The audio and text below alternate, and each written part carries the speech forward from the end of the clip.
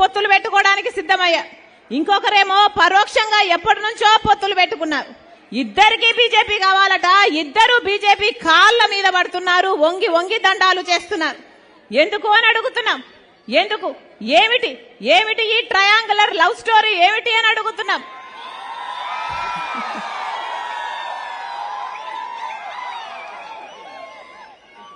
పోనీ BJP party మనకేదైనా చేసింది? బీజేపీ పార్టీ 10 సంవత్సరాలుగా అధికారంలో ఉంది. మనకు ఒకటి కాకపోతే ఒకటన్నా వాగ్దానాలు నిలబెట్టుకున్నారు. సరే, ప్రత్యేక హోదా కాకపోతే పోలవరం ఇచ్చారు, పోలవరం కాకపోతే రాజధాని ఇచ్చారు, రాజధాని కాకపోతే ఇంకొకటి చేశారు. అంటే ఒక్కటి కూడా నిలబెట్టుకోలేదే. మరి ఒక్క మాట నిలబెట్టుకోలేదు. మనకు విశాఖ జోన్కి రైల్వే జోన్ ఇస్తామన్నారు, కడపలో స్టీల్ ఫ్యాక్టరీ చేస్తామన్నారు. ఎన్నెన్ని మాటలు చెప్పారు. ఒక్కటంటే ఒక్క మాట కూడా నిలబెట్టుకోకపోయినా కూడా ఇటు వైసీపీ అటు టీడీపీ, ఒక చేత్తోనేమో జగన్మోహన్ రెడ్డి, ఇంకో చేత్తోనేమో చంద్రబాబు గారు, ఇద్దరితో డాన్సులు చేస్తుంది బీజేపీ పార్టీ. ఇద్దరు డ్యూట్లు పాడుతున్నారు బీజేపీ పార్టీతో. ఇది ఎక్కడి విచిత్రము అని అడుగుతున్నాం. ఒక్కటంటే ఒక్క వాగ్దానం నిలబెట్టుకోలేదు. ఈరోజు ప్రజలు గమనిస్తున్నారు.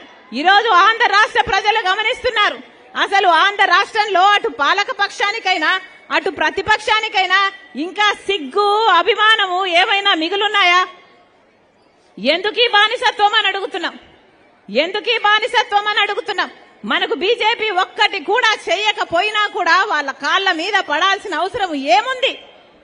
మన పాలక పక్షానికైనా మన ప్రతిపక్షానికైనా మన కర్మ కాకపోతే ఏమిటి ఈ విచిత్రం అని అడుగుతున్నాం. ఆలోచన చేయండి. నిన్న అసెంబ్లీలో నిలబడి అసెంబ్లీ సాక్షిగా పాలక పక్షం చెప్తున్న అబద్దాలు. బీజేపీ పార్టీ అంట మనకు ప్రత్యేక హోదాతో పాటు అన్ని విభజన హామీ విభజన సమస్యలు మొత్తము పరిష్కరించేశారట. ఇక విభజన హామీలన్నీ పరిష్కరించుకోగలిగాము, మా సత్సంబంధాల వల్ల పరిష్కరించుకోగలిగాము, ఈ సంబంధం ఇలాగే కొనసాగుతుంది, ఇక కొట్లాడడానికి ఏముంది అని చెప్పకనే చెప్తున్నారు. అంటే అసెంబ్లీ సాక్షిగానే ఈ మాటలు మాట్లాడుతున్నారు. అంటే ఇక వీళ్ళని ఏమనాలి? అంటే మనకు రావాల్సినవన్నీ మనకు వచ్చేసినాయా? మనకు పోలవరం వచ్చేసిందా?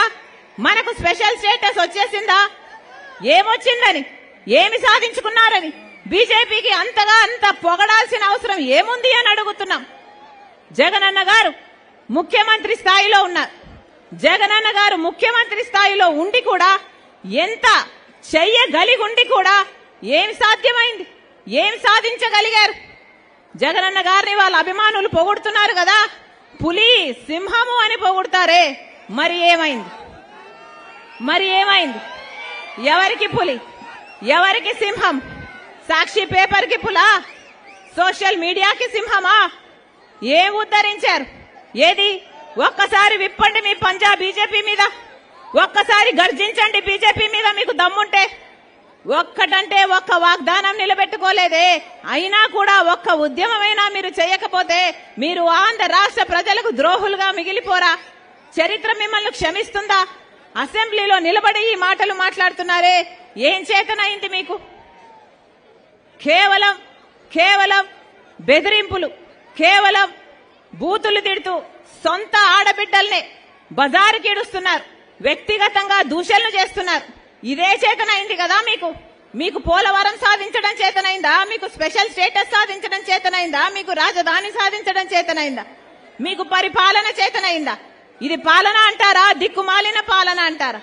ఇంకోవైపేమో చంద్రబాబు గారు అసెంబ్లీ సాక్షిగా పాలక పక్షం బీజేపీతో ఉన్న సంబంధాల వల్ల విభజన హామీలు మొత్తం అన్ని సాధించుకోగలిగాము, సమస్యలన్నీ పరిష్కరించుకోగలిగాము అని నిస్సిగ్గుగా అబద్దాలు చెప్తుంటే టీడీపీ పార్టీ ఒక్క మాటైనా మాట్లాడిందా? తెలుగుదేశం పార్టీ గురించి చూస్తున్నాం.